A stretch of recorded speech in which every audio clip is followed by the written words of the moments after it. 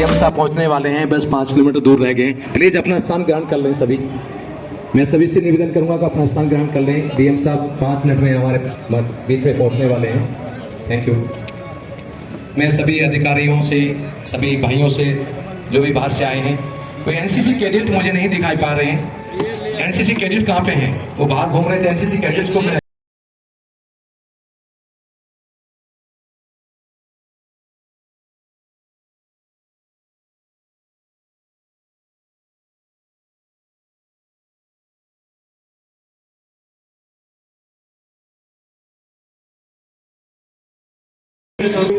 सभी अतिथियों का हार्दिक अभिनंदन वंदन करते हुए आज के कार्यक्रम राष्ट्रीय सड़क सुरक्षा माह उद्घाटन में उपस्थित आप सभी का हार्दिक अभिनंदन वंदन है।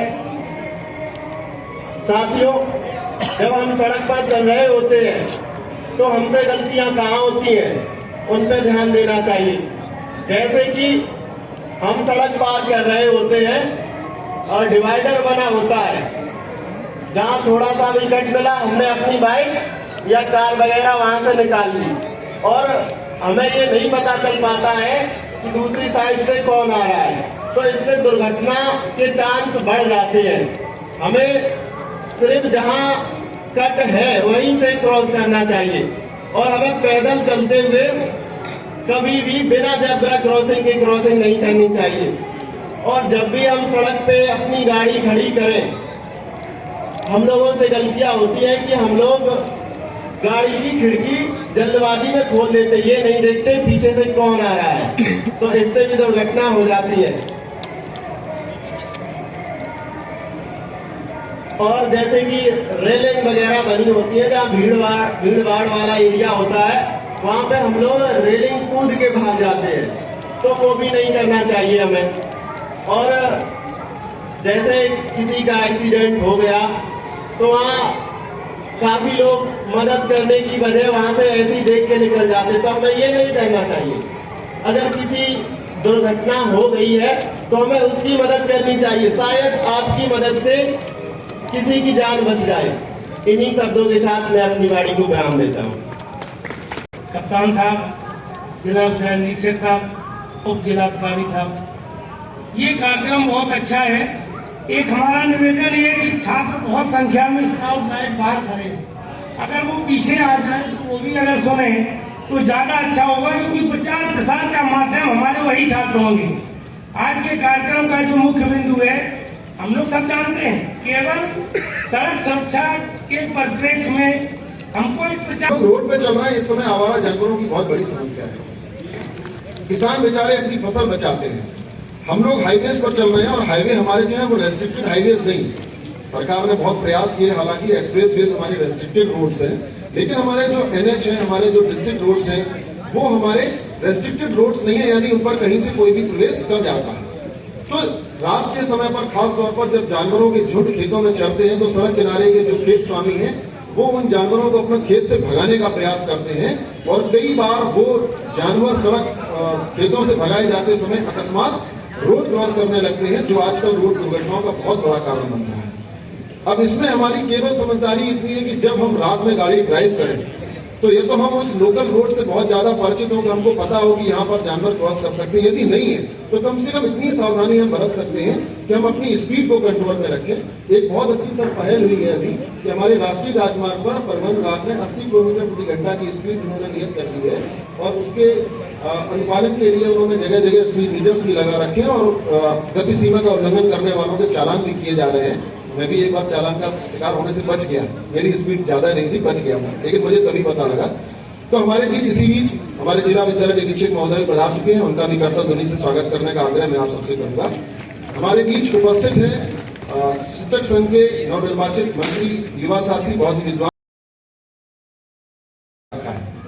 मॉडिफिकेशन के लिए एक चीज आप लोग ध्यान में रख लीजिए, जानकारी के लिए बता दूं कि किसी भी वाहन के मौलिक स्वरूप में, बॉडी स्ट्रक्चर में यदि आप कोई मॉडिफिकेशन कराते हैं बिना परिवहन विभाग की अनुमति के, तो ये आप सब लोग दिमाग में रख लीजिए कि वो अवैध है। ये भी हमारे बीच PRTO सर है, ये भी आपको इस विषय में अवगत कराएंगे। इसको लेकर एक विशेष अभियान चल रहा है। किसी भी गाड़ी के मौलिक स्वरूप में, बॉडी स्ट्रक्चर में, कलर में यदि आप मॉडिफिकेशन कराते हैं तो वो इलीगल है और उसके लिए आप पेनाल्टीड होंगे। युवा में जो आजकल ट्रेंड चल रहा है, बुलेट मोटरसाइकिल में साइलेंसर लगता है जो तेज आवाज करता है। कल ही मैंने उसको साक्षात भी देखा। कुछ उसमें ऐसा एक सिस्टम लग जाता है कि जब उसको एक्सेलरेट करते हैं आप तो फायर जैसा आवाज आता है, और आप जब रोड पर उस वाहन को लेकर निकलते हैं और किसी दूसरे वाहन चालक के बगल में जाके उस फायर की आवाज करते हैं तो निश्चित तौर पर वो वाहन चालक घबरा जाता है और दुर्घटना उससे हो सकती है। तो ये युवा साथी जो हमारे जितने बैठे हैं, उनमें से बहुत सारे बुलेट चलाते भी हैं, उनसे मेरा ये विशेष आग्रह है, यदि आपने अपने बुलेट में इस प्रकार का कोई मॉडिफिकेशन करा रखा है, कृपया अविलंब उसको हटवा दें, क्योंकि उसका चालान भी बहुत अच्छा खासा है। एक अभियान चला था, अभी पिछले महीने चला होगा, शायद 10,000 रुपए की उसमें पेनल्टी है। तो ये युवा साथी विशेष रूप से ध्यान रखें कि इस प्रकार की किसी भी कृत्य के लिए आप 10,000 रुपए से पेनल्टी भी हो सकते हैं और आपकी वाहन को सीज भी किया जा सकता है।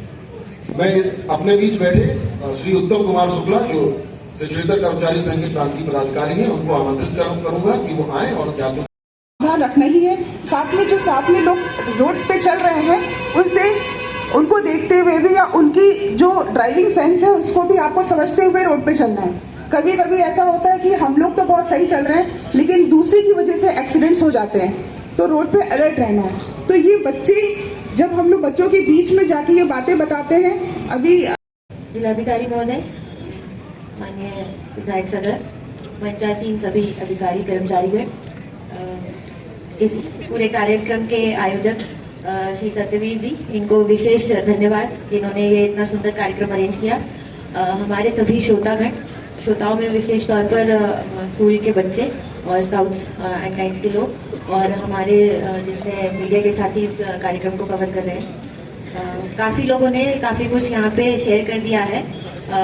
ये जो हम आज यहाँ पर आप सभी के समक्ष आए हैं, ये अपने पदेन दायित्वों के अतिरिक्त एक दूत के रूप में आए हैं। आप लोगों को जान के खुशी होगी कि हमारे माननीय मुख्यमंत्री जी लगभग हर चीज़ के लिए इतने मतलब दृढ़ रहते हैं कि जैसा उन्होंने एक कल्पना की है एक कार्यक्रम के लिए वो उस प्रकार से हो जाए। उसके लिए हर कार्यक्रम से पहले एक वीसी होती है, तो ये वीसी भी एक हमारी 2 दिन पहले हुई थी, जिसमें विस्तृत रूप से निर्देश निर्गत किए गए थे।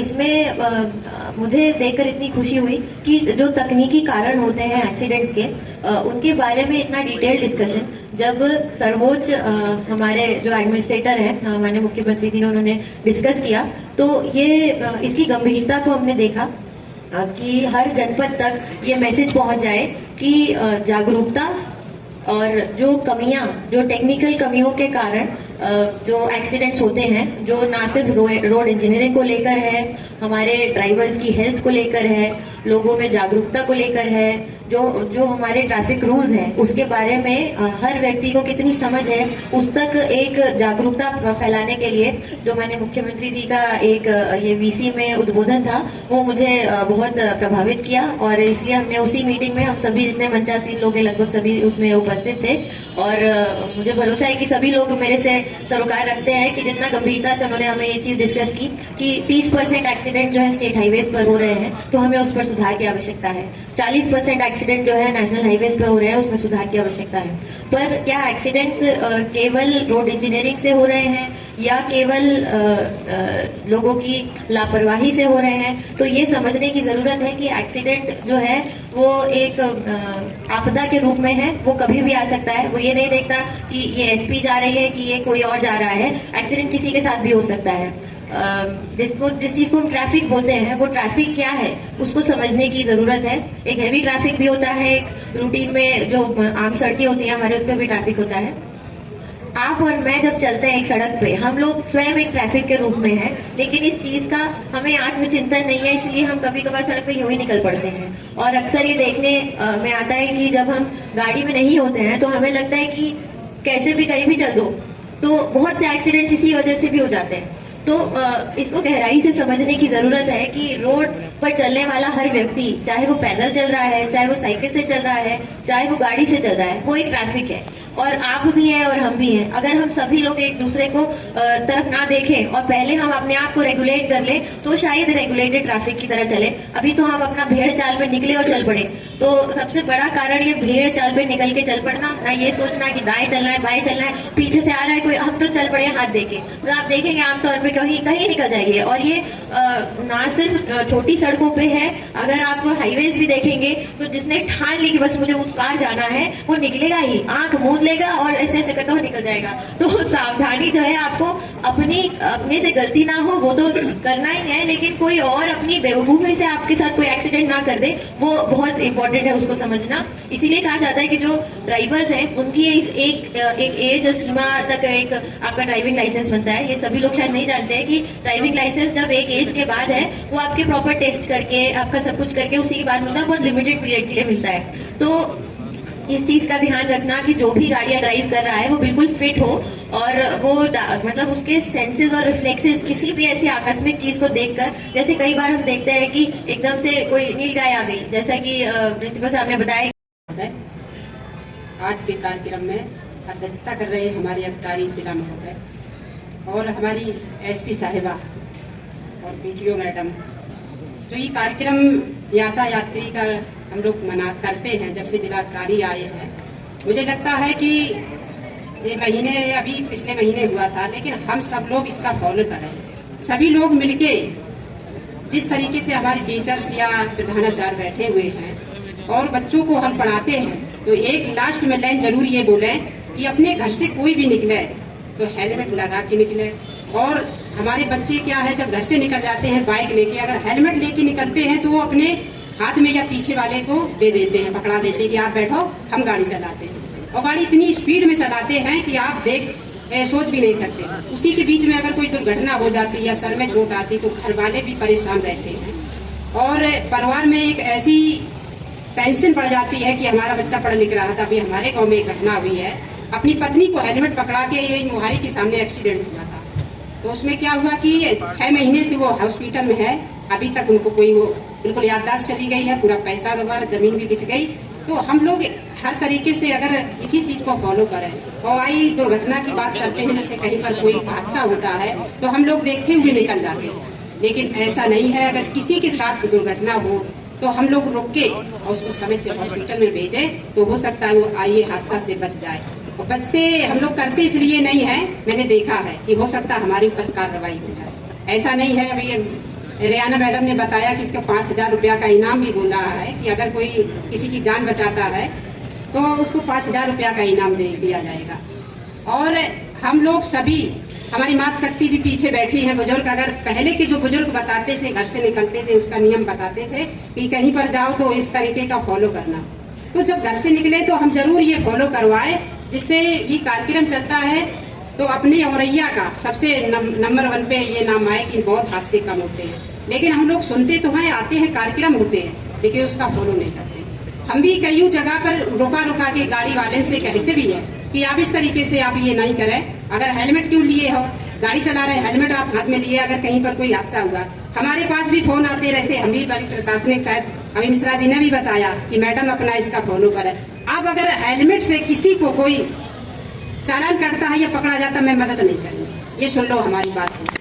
और जो वो बताते तो सही बताते, इसीलिए अगर ये समस्या आई कि हम मार्केट गए थे, हेलमेट नहीं था मेरे पास, मेरा चालान कट गया, मैडम हमारी यहाँ मदद कर दो, मैं निश्चित तौर पे आप ये मदद नहीं करेंगे। हेलमेट लेके भले थोड़े दूर पर जाए, लेकिन निकलो आप बाहर। वैसे कोई बात है तो हम करते रहते हैं, सुबह से लेके शाम तक हम प्रशासनिक, चाहे एसपी साहिबा हो या हमारे जिलाधिकारी महोदय हो, हम सबसे ज्यादा फोन करते हैं। एसओ को अपनी इसी के साथ साथ में करते रहते कि हमारे कार्यकर्ता हैं, लेकिन आप लोग गलती ना करें, इसका जरूर फॉलो करें, जिससे हम लोगों को नहीं, आपके परिवार को, हमारा परिवार है ये, हम जब इस तरीके से यूज करेंगे तो जरूर इसका परिवर्तन होगा। तो हम लोग सुनते हैं, करते हैं, हम अपनी बात खुद करते हैं। लेकिन हम लोग आगे एकदम हमारे प्रशासनिक 1-2 फपून थाने के जा रहे थे, बैठे थे, इस वक्त तो हमने बोला रुका की गाड़ी में, भैया हेलमेट कहाँ है? कहने दीदी सॉरी हमारा हेलमेट घर में रखा, हम भूल आए रूम पे। तो हमने जब आप इस तरीके से चलते हो तो जनता को क्या बताओगे? तो हम लोग रोक के अगर इसका नियम कर ले तो हो सकता है जरूर इसमें परिवर्तन होगा। हम इसी के साथ में आप सभी टीचर्स और प्रधानाचार्य जी से हम अपील करेंगे कि इसको ज्यादा से ज्यादा हम लोग एक बार जब कॉलेज की छुट्टी हो या हम, लेकिन बोलना है, न बोले चले जाए, सब लोग समझेंगे, नाराज होकर चले गए। टीम साहब, यहाँ सड़क सुरक्षा माह के प्रथम दिवस आज पूरे प्रदेश में इसकी शुरुआती दिवस है।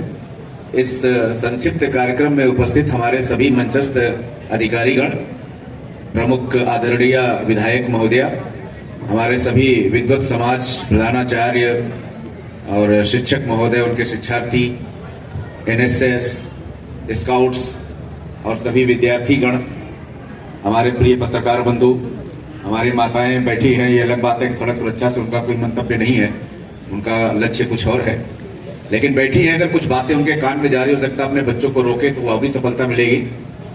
काफी कुछ इस पे बोला जा चुका है और अगर हम सभी आप जानते हैं कि हमारे हिंदुस्तान में आत्महत्या भी अपराध की श्रेणी में आता है। कायदन सोचिए तो क्यों, उसका जीवन है, वो अपना खत्म करना चाह रहा है, करने दो। इसमें पुलिस क्यों पहुंचती है, क्यों उसके खिलाफ FIR होता है? अगर वो बच गया तो, अगर निकल ही गया तब तो बात ही खत्म। अगर बच गया तो FIR होता है उसके खिलाफ। क्यों होता है? इसके पीछे जो हमारी अवधारणा है, हमारे मनीषियों, विद्वानों, आध्यात्मिक लोगों ने ये बताया है कि जीवन न तो आपको देने का हक, ना आपने जीवन नहीं दिया है किसी को, ईश्वर ने जीवन दिया है, और लेने का हक भी ईश्वर को ही है। यहां तक कि वहां भी दो देवता लोग बैठाए गए, एक लेने वाले, एक देने वाले, उनको कार्य आवंटित है। तो आप बीच में क्यों हस्तक्षेप करते हैं? हमें खुद अपना भी जीवन खत्म करने का अधिकार संविधान प्रदत्त नहीं है। और जब छोटी मोटी गलतियों से न मात्र अपना जीवन, जो गलती कर रहा है, चलो उसका जीवन समाप्त हुआ, वो उठपटांग चला रहा था, बहुत तेज स्पीड में चला रहा था, बिना उसने टिपर दिए गाड़ी मोड़ दी, अपने मरा, कोई बात नहीं, उसकी गलती थी, वो मरा। बट 80% केस में ये होता है कि गलती कोई और करता है और मरता एक निरीह आदमी है बेचारा, जो बिल्कुल नियम से चल रहा होता है सड़क पे। तो ये तो एक तरह से मर्डर ही हुआ, एक तरह से उसने हत्या ही कर दी एक निरपराध आदमी की, जिसका कोई दोष नहीं, बिल्कुल अपने लेफ्ट में चल रहा था, नियमों का पालन कर रहा था। बट ये अचानक इसने राइट मोड़ा बिना टिपर दिए, और पीछे वाला लड़ा, या पीछे वाले ने तेज ब्रेक लगाई, उसके पीछे वाला उससे लड़ा। इस तरह कई जीवन समाप्त होते हैं। सारी बातें हो चुकी हैं। दो चीजें हैं, एक बिफोर एक्सीडेंट, एक आफ्टर एक्सीडेंट। बिफोर एक्सीडेंट में भी दो बातें होती है, एक पॉजिटिव, एक निगेटिव। तो पॉजिटिव वाला कार्य हमारे लोगों ने बताया आपको कि क्या क्या उसमें अच्छाइयां हैं, कितना, जो कि शिक्षक समाज बैठा हुआ है, और हम सभी जानते हैं कि बच्चों को अगर हम प्रेरित करेंगे तो उससे गार्जियन उल्टा धारा है, बट है, क्योंकि हमारे मनीषियों ने कहा कि child is the father of the nation. जो बच्चा है वो पिता है पाकिस्तान अपने बाप का, यानी दादा टाइप होता है वो। अगला बच्चा हाथ पकड़ के अगर पिता को रोकता है तो पिता उसकी बात जरूर मानता है। मैं स्वयं भी उसका एक उदाहरण हूं। पहले मैं जब दाढ़ी बनाता था, शेविंग करता था, तो नल उतना देर लगातार खुला रहता था, मतलब ध्यान ही नहीं जाता था कि पानी वेस्ट हो जा रहा। नल खोल दिया, बनाए चले जा रहे, पानी गिर रहा। तो मेरा बेटा उस समय CMS में पढ़ता था गोमती नगर में, उसके यहाँ कोई टीम आई होगी जल सुरक्षा पे, उसने ट्रेनिंग दी थी बच्चों को। और बच्चों की वो उम्र होती है जो कक्षा 8 से लेकर 12 तक की, जो उनका संस्कार बनता है उस समय उनको किसी भी दिशा में मोड़ा जा सकता है। इसके बाद तो लोहा हो गया, फिर वो चेंज वेंज नहीं होता है, फिर तो वो स्मार्टनेस दिखाने में तेज चलाते हैं गाड़ी। तो उसने मुझे टोका कि पानी इतना आप क्यों वेस्ट कर रहे हैं, एक एक बूंद पानी का महत्व है। और मुझे हमेशा ये बात याद रहती है, और आज तक मैंने फिर नल खोल के नहीं चलाया। तो जो बेटे डांट देते हैं ना, मतलब शिक्षा देते हैं, तो आदमी अंगीकार कर लेता है। और जीवन में कभी मेरे पास भी एक अदद हीरो होंडा हुआ करती थी, और मेरा भी बहुत जबरदस्त एक्सीडेंट हुआ। और मैं तो गुरु परंपरा में हूं, अपने गुरु को ही सारा श्रेय देता हूं। पूरे लाइफ में एक ही दिन मैंने हेलमेट लगाया, और उसी दिन मेरा जीवन बच गया। तब मैं बैंक में नौकरी करता था और घर जा रहा था गोरखपुर से आजमगढ़। गोरखपुर मेरी पोस्टिंग थी, आजमगढ़ मेरा घर है। 100 किलोमीटर में उसी हीरो होंडा से, जो दहेज में मिला करती थी उस समय। तो बड़ा तेज, जाहिर सी बात है, आपकी उम्र में स्वाभाविक है ये कि जितना तेज चलाएंगे उतना, मतलब अपने को अंदर कोई कहने वाला नहीं, कोई तारीफ में ताली नहीं बजा रहा है, बट अपने को अंदर भ्रम रहता है कि हम बड़ा स्मार्ट हो गए हैं, दुनिया हमें देख रही है कि बड़ा तेज चला रहे हैं। धीरे धीरे बैंक में इतना लेट होता गया, तो मेरा एक 4th क्लास का एम्प्लॉय, उसने कहा कि साहब ये हेलमेट लगा लीजिए, अब जब शाम हो गई है, फरवरी का समय है, तो आपको ठंडक लगेगी, हेलमेट लगा लीजिए, ठंडक नहीं लगेगी। तो मैंने कहा नहीं, मैंने मफलर कस के लगाया हूं, ठंडक नहीं लगेगी। कहा नहीं, आप लगा लीजिए हेलमेट। उसने अपना हेलमेट मुझे दे दिया। और आजमगढ़ केवल 8 किलोमीटर जब रह गया था, तो एक कोई जीप बिगड़ी थी जिसका डीजल मोबिल ऑयल पूरे सड़क पे फैला हुआ था। वो जीप तो चली गई ठीक होके, मोबिल फैला था, और 100-120 की रफ्तार में जब होंडा पलटी है तो क्या फिल्म वाला सीन आया था। मतलब एक बार गाड़ी नीचे, मैं ऊपर, गाड़ी ऐसे पूरा एक दूसरे के करते करते बहुत दूर तक चले गए। और खेत में काम कर रहे किसान दौड़े कि लगता है मर ही गया होगा। ईश्वर गुरु की कृपा से जरा भी चोट नहीं आई। मैं किसी तरह, गाड़ी को ज्यादा चोट आई, गाड़ी किसी तरह स्टार्ट हो गई, मैं घर पहुंच गया, किसी को बताया नहीं डर के मारे। सुबह मैं देखता हूं तो हेलमेट के ठीक इस पोजीशन पे जहां पे माथा ये मस्तक लड़ता है, पूरा हेलमेट इतना गड्ढा हो गया था, पूरी खरोच हो गई थी। तो मैं तो खैर ये मान के चलता हूँ कि चपरासी के रूप में मेरे गुरु ने ही आके मुझे हेलमेट दे दिया था और मैं बच गया उस दिन जीवन में, नहीं तो उसी दिन लीला समाप्त हो जाती। तो ये केवल ऐसी चीजें हैं जो हम करते समय हमको नहीं पता चलती, लेकिन जब हम बच जाते तो पता चलती है। नेगेटिव ये बातें हैं, हमारे एक टीम नेगेटिव वाली टीम ने यानी ARTO ने और पुलिस अधीक्षक महोदय ने ये बताया कि अगर आप नहीं करेंगे तो हम क्या क्या करेंगे। हमारे दोनों रूप होते हैं, पहले हम प्रोत्साहित करते हैं, मनाते हैं, वो शिक्षक वर्ग करेंगे, ये जाके बच्चों को समझाएंगे और उनके विभिन्न प्रकार की प्रतियोगिता आयोजित करिए, उनका निबंध प्रतियोगिता करिए, वाद विवाद करिए, प्रार्थना सभा में एक लेक्चर थोड़ा सा 5 मिनट का उस पर करिए। ये हो सकता है तत्काल प्रभाव न डाले, बट संस्कार के रूप में हमारे जाकर के वो बैठ जाता है दिमाग में और वो बच्चे बहुत जब आगे प्रयोग करते हैं। यानी हम तो ये करें कि प्राइमरी के भी टीचर हमारे इसका प्रयोग करें। अभी प्राइमरी का स्कूल का बच्चा नहीं, हमें तुरंत एक नागरिक के रूप में अपने कर्तव्य का निर्वहन करना चाहिए। किसी जमाने में अवधारणा थी, अवश्य थी, कि हम पुलिस केस में फंस जाएंगे, फिर वो गवाही देने जाना पड़ेगा, फिर न्यायालय से सम्मान आएगा कि भाई आप थे मौके पे, किसकी गलती थी, आपने पहले बॉडी को उठाया या घायल को उठाया। बट वो सब चीजें धीरे धीरे एक्ट में समाप्त कर दी गई। अब तो उल्टे पुरस्कार देने की बात आ गई है कि अगर आप किसी की मदद करेंगे, क्योंकि एक्सीडेंट के आधे घंटे के अंदर 20 मिनट के अंदर जो उसको हेल्प मिलती है वही सबसे इंपॉर्टेंट होता है। अगर उसके घाव वाले स्थल को हम बांध दें, उसका खून स्त्राव रोक दें, उसको हॉस्पिटल पहुंचाएं। हमने भी एक दिन पहुंचाया था, हम जा रहे थे, कई गाड़ी इसी अजीत मल की ही केस है इसी इसके टोल के पहले, और मैंने तुरंत अपनी गाड़ी छोड़ दी, मैं दुकान पे बैठ गया, मैंने कहा मेरी गाड़ी से पहले इसको ले जाओ हॉस्पिटल, और वो बच गया बेचारा। हो सकता है हम भी ताव में तगे, हम सोचते हैं कोई ना कोई आएगा वो मदद कर देगा, हम एक तृतीय अनजान व्यक्ति के भरोसे वो काम छोड़ के आगे बढ़ जाते हैं। आप यकीन मानिए कि जिस वक्त आप ऐसा करते हैं, आपके आध्यात्मिक पॉइंट मिलते हैं आपको, जो आपके अगले जीवन का निर्धारण करते हैं कि अगले जन्म में आप मनुष्य ही बनेंगे या पशु बनेंगे या अन्य निकृष्ट कोटियों में सांप नेवला भी बन सकते हैं, क्योंकि 84 लाख योनियां हैं। वो हमारे इन कार्यों से ही डिसाइड होती है। जब आप ऐसे किसी घायल को छोड़ के इग्नोर करके आगे चले जाते हैं या मोबाइल से फिल्म बनाते हैं, आप अपने जीवन के समस्त पुण्य की कमाई उसी क्षण खो देते हैं। और निश्चित रूप से ये मान के चलिए कि ईश्वर आपसे नाराज हो जाते हैं उस वक्त और कहते हैं कि भाई इस कार्य के लिए मैंने तुम्हें इंसान नहीं पैदा किया था, चलो तुम फेल हो गए एक तरह से, तो अब अगली बार तो नहीं मिलेगा। और अगर हम मदद करते हैं तो ये हमारे पुण्य खाते में जाता है। आप ये महसूस करेंगे